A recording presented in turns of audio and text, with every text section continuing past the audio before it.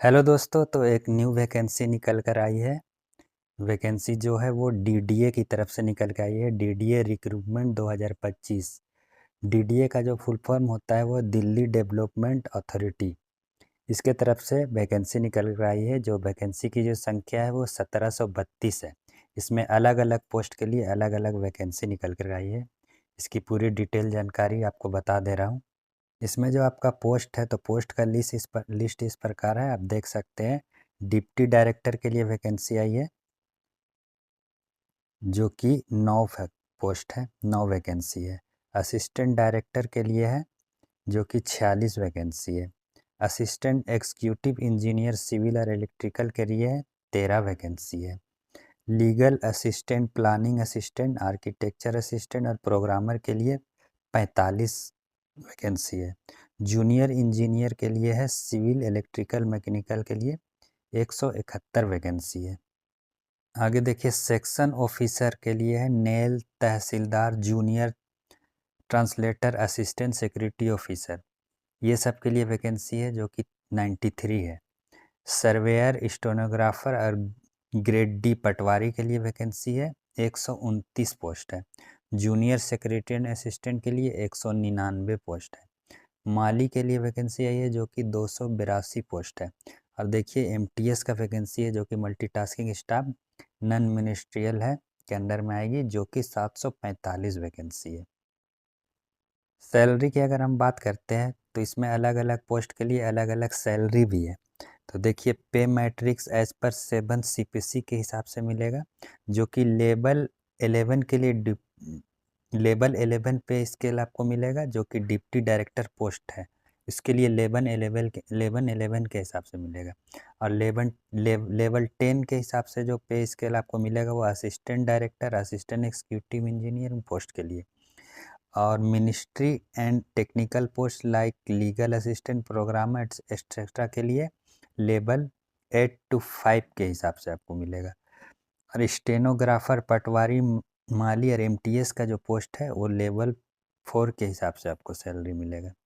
Qualification की अगर हम बात करते हैं तो यहाँ पे देखिए, आपका अलग अलग पोस्ट के लिए अलग अलग क्वालिफ़िकेशन मांगा गया है। जो कि डिप्टी डायरेक्टर के लिए है, पोस्ट ग्रेजुएट डिग्री होना चाहिए और रिलीवेंट फील्ड में एक्सपीरियंस भी होना चाहिए। यानी आर्किटेक्चर, पब्लिक रिलेशन, प्लानिंग, ये जो फील्ड है इसके अंतर्गत में आपका एक्सपीरियंस भी होना चाहिए।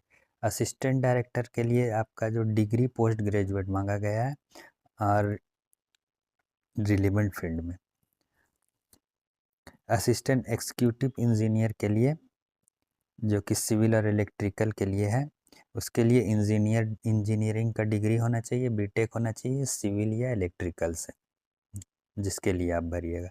Junior engineer civil electrical mechanical के लिए डिप्लोमा होना चाहिए या फिर डिग्री होना चाहिए रिलीवेंट फील्ड में, यानी सिविल या इलेक्ट्रिकल मैकेनिकल में डिप्लोमा या डिग्री होना चाहिए।